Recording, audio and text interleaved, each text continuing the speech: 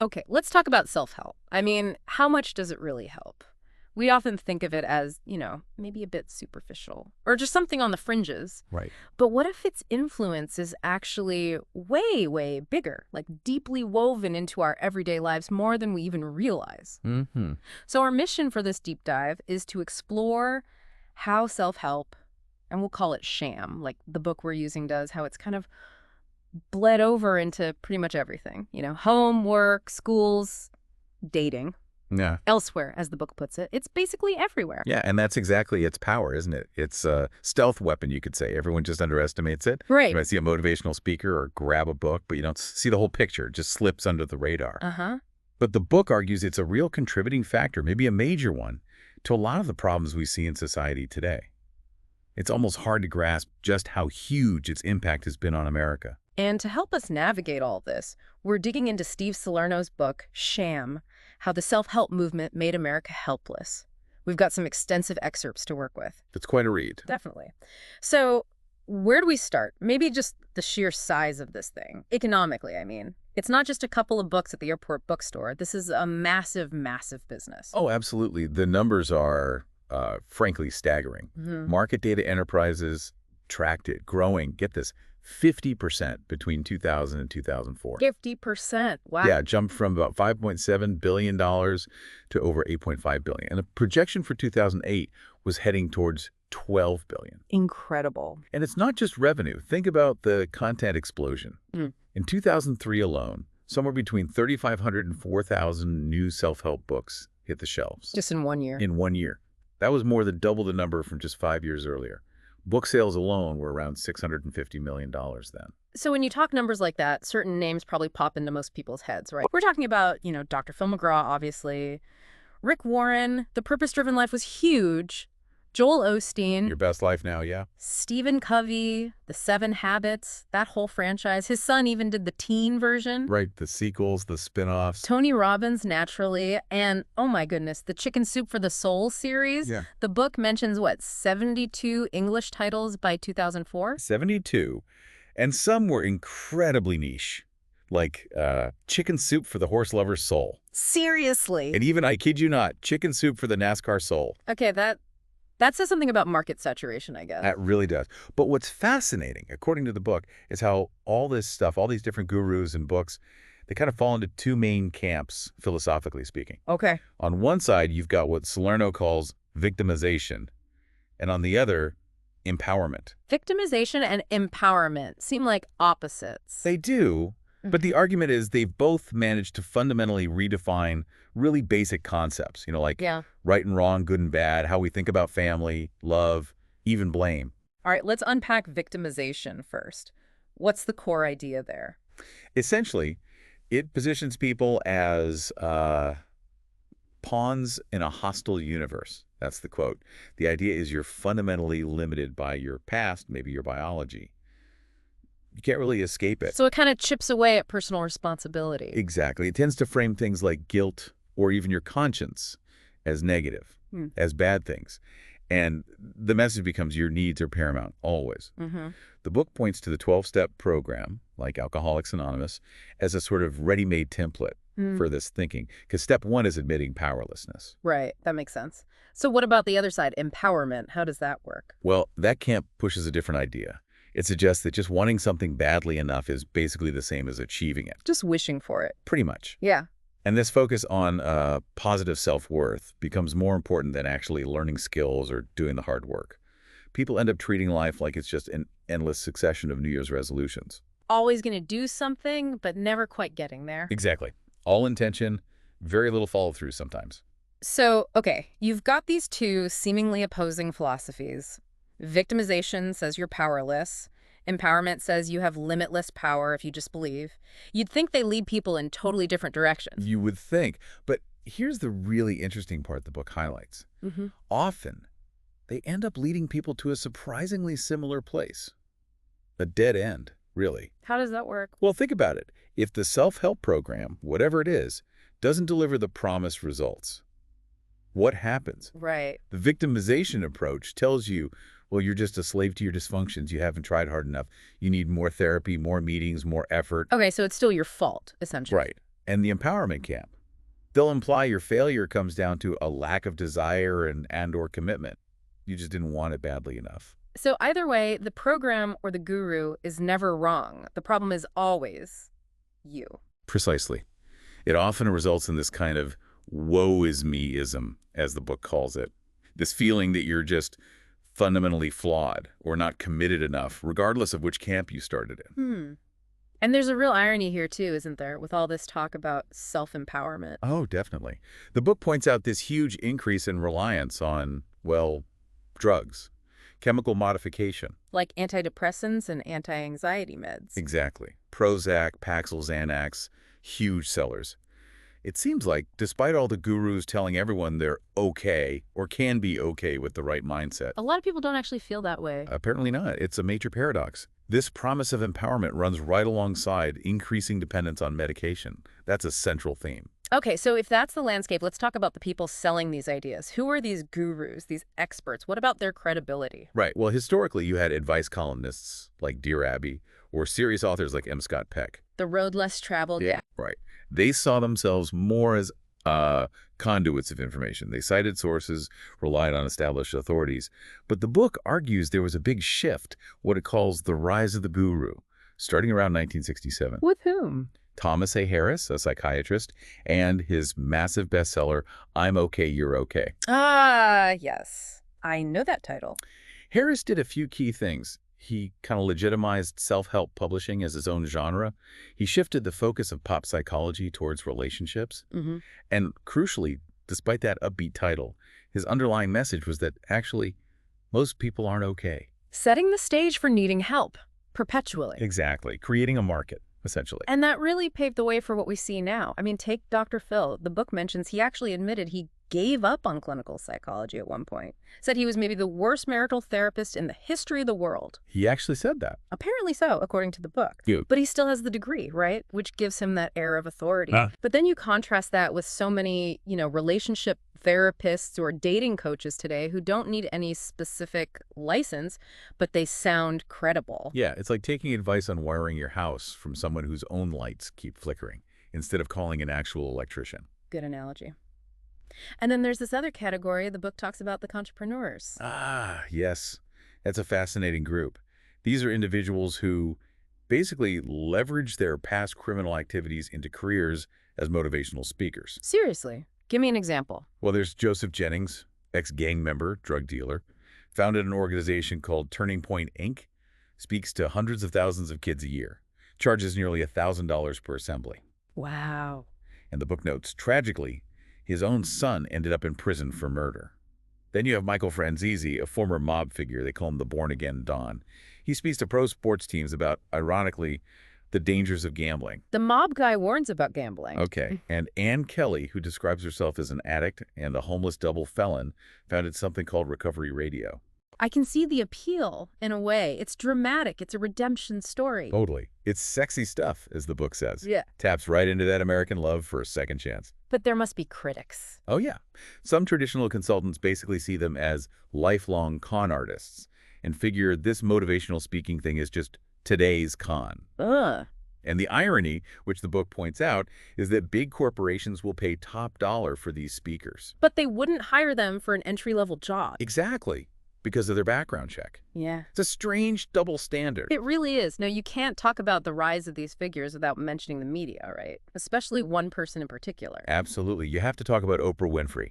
The book argues no one had more power to single-handedly make or break these gurus. The Oprah touch.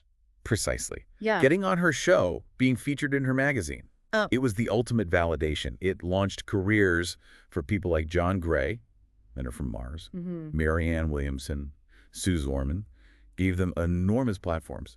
So let's look at some of their specific methods, their tactics, because they're not all the same, even if they fall into those broad camps. Dr. Phil, for example. Right. His big break came from that unforgiving style on Oprah's show.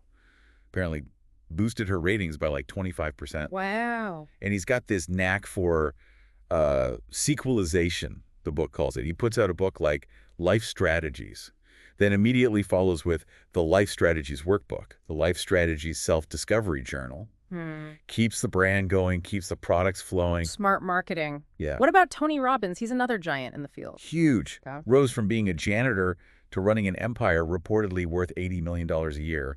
He practically invented the late-night self-help infomercial, Right. I remember those. and his client list is just incredible. Nelson Mandela, Gorbachev, Princess Diana. Yeah. His seminars, these multi-day happenings in places like Fiji, A firewalk. the famous firewalk, Yeah. which, by the way, the debunker James Randi famously called a crock, said it's just basic physics about heat conductivity, nothing metaphysical. Interesting. But Robbins seems to have this Teflon guru quality, as the book describes it. Criticisms about his language, issues with cancellation policies, none of it really seems to stick or slow him down. Fascinating. Okay, Suze Orman. Financial advice, but with a twist. Yeah, she has this very distinct approach, this trade dress, the book calls it. It's this blend of, practical financial advice, but mixed with appeals to emotion, even spirituality. Spirituality. With money. Yeah, she famously holds up a dollar bill, points to the pyramid, the eye, talks about the third eye being one with your money. It's her signature thing. Does the book mention any potential issues there? It does raise the potential conflict of interest with her Suze's Choice long-term care insurance. She apparently earns commissions on it, which could clash with standard advice about not getting all your insurance from one place. Right, that makes sense. Okay, one more. Marianne Williamson. A Course in Miracles. Right, described often as sort of Christianity elite. She has incredibly devoted followers, despite the book noting her work can be quite repetitive. Repetitive how? Just kind of blithely stating the obvious is how Salerno puts it. Or using phrases that sound deep but are maybe a bit circular or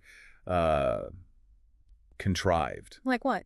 Things like, a sense of separateness dissolves in the presence of real intimacy.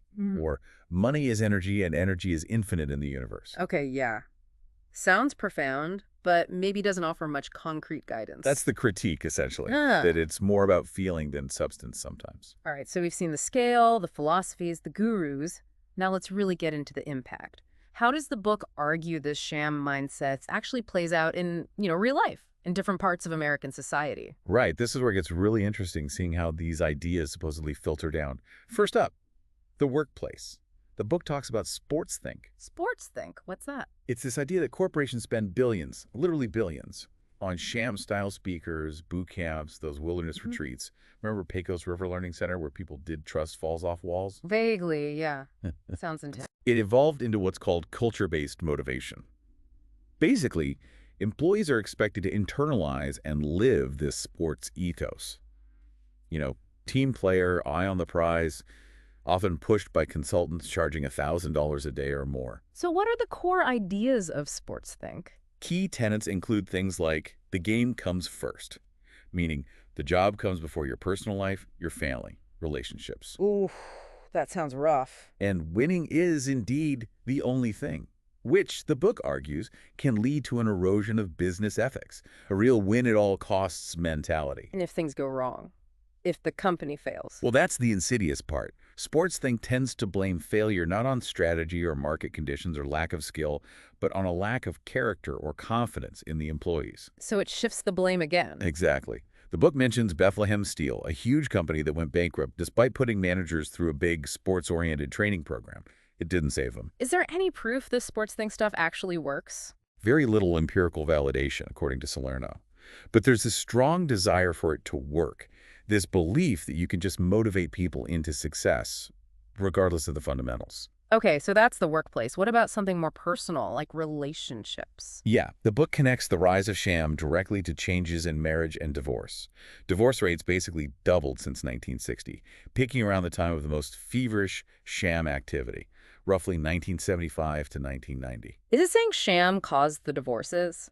Not necessarily a direct cause and effect, but more that it conditioned people. Yeah. Created an environment where maybe so-so marriages that require work and compromise, are seen as abnormal or failing. Because the expectation is constant happiness or fulfillment. Exactly. The book quotes David Blankenhorn, who studies marriage, saying people now enter marriage expecting primarily to have their own needs met, rather than focusing on building a family unit through mutual giving. That's a big shift. I can see that. What about education? How does sham show up in schools? This is a big one. Self-esteem-based education. The book points to the paradox where U.S. students often score lower on standardized tests compared to kids in other developed nations. Especially in things like math. Right. Lowest in math competence in one study, yeah. Yeah. But simultaneously, American students report the highest self-opinion about their abilities. So low performance, high self-esteem, how does that happen? The argument is that schools started prioritizing feelings over thoughts, intent over outcome, contentment over productivity. They tried to disconnect pride from performance. You mean like everyone gets a trophy, that sort of thing? Sort of, yeah. Yeah. Or those mirrors in hallways with signs saying, you are now looking at one of the most special people. Yeah. Even in schools with terrible academic records. Right. It leads to things like social promotion, passing kids to the next grade whether they've learned the material or not, just to avoid bruising their feelings. Right. Which costs a fortune, by the way. New York City estimated it at $1 billion at one point. $1 billion. Just Yeah. to avoid hurt feelings. According to the book, yeah. And then there's effective education, which teaches kids to make decisions based solely on personal criteria, like, does this make me happy? Rather than on objective right or wrong. It fosters a kind of moral neutrality. That feels slippery. Okay, shifting gears a bit. What about healthcare? How does self-help thinking influence our health choices? Well, Sham generally fosters this sense that you're empowered to take charge of everything, including your physical health.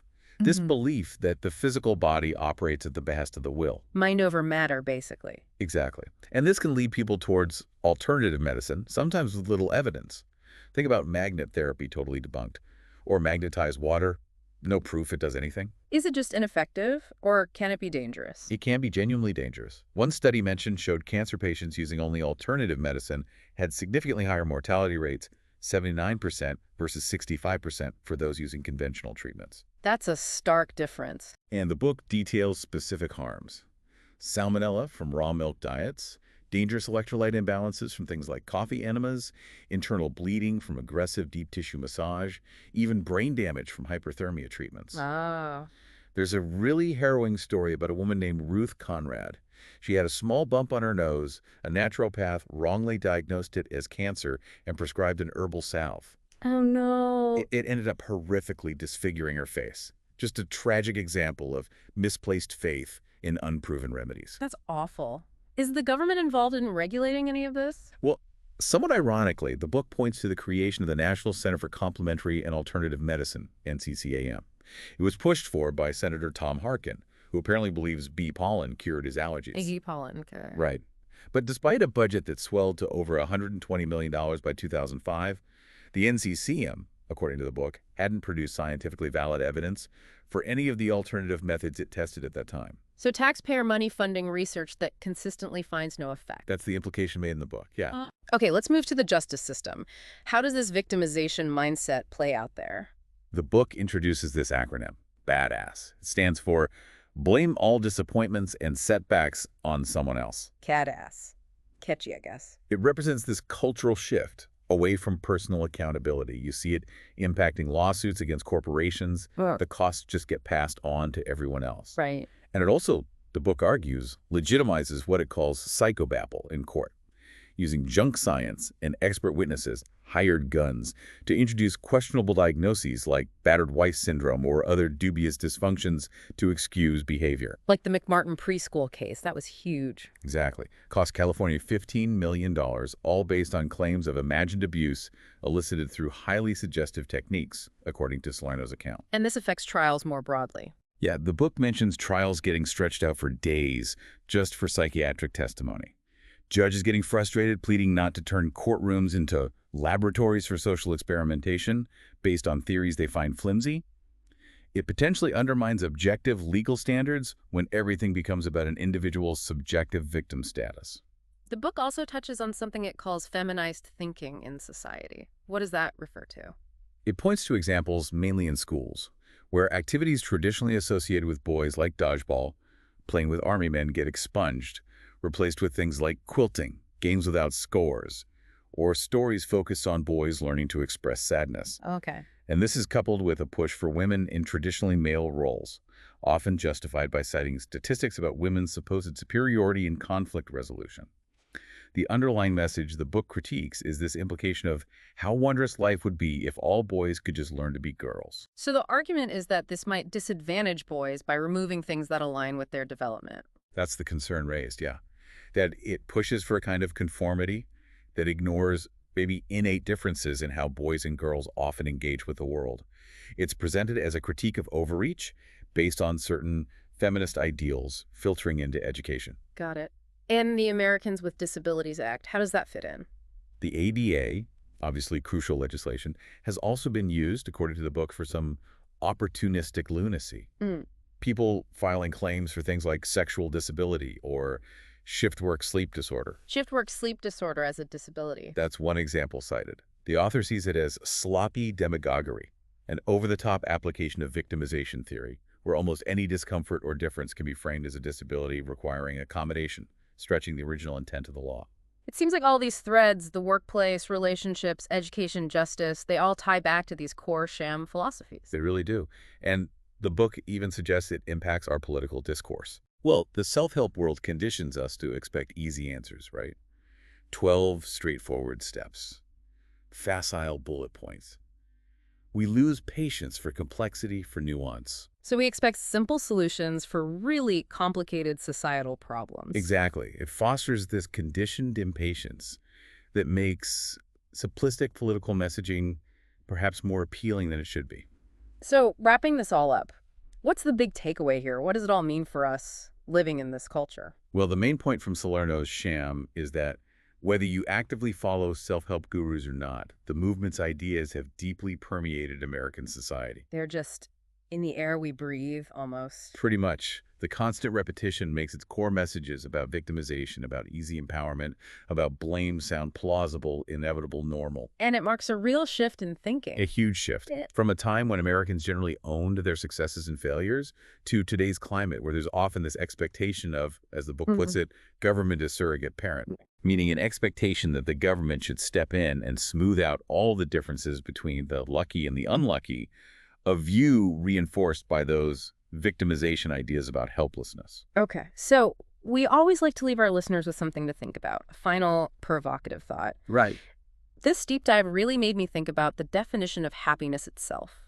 So much self-help seems focused on choosing happiness right now, in this moment. Like it's just a switch you can flip. A condition you can achieve instantly. Yeah, but what if? What if happiness isn't like that? What if, as the book seems to imply, happiness is something you must be willing to sacrifice on a short-term basis so that you may one day have it on a long-term basis? That's a challenging idea. Yeah. Happiness not as a constant state, but as something earned through difficult choices. Exactly. Not a straight path, but involving trade-offs, maybe even discomfort now for a deeper peace of mind or fulfillment later. Something maybe for you, the listener, to consider. How might these pervasive self-help ideas have shaped your own views on responsibility, success, relationships, and maybe even what it really means to be happy?